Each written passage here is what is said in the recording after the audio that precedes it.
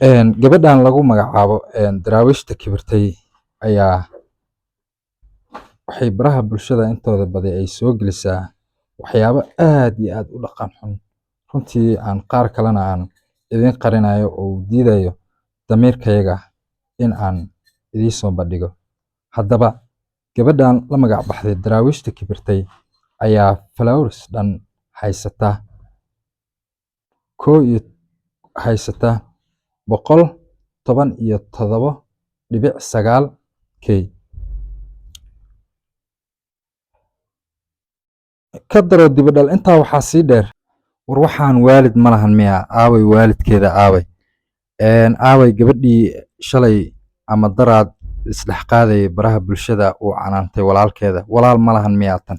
Ka daro dibadhal intaa waxaa sii dheer, waxayba sii canjalaysaa iyadiiba uu walaalkeeda uu canaantay.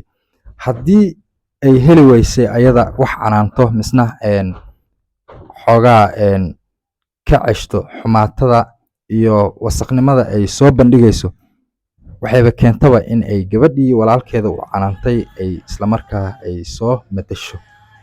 Soomaaliya gabadhan nooga qabta baraha bulshada gaar ahaan TikTok nooga saara.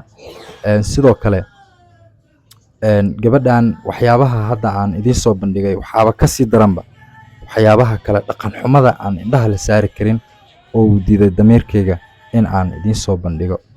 Dhammaan waa idin salaamayaa meel kastoo aad joogto.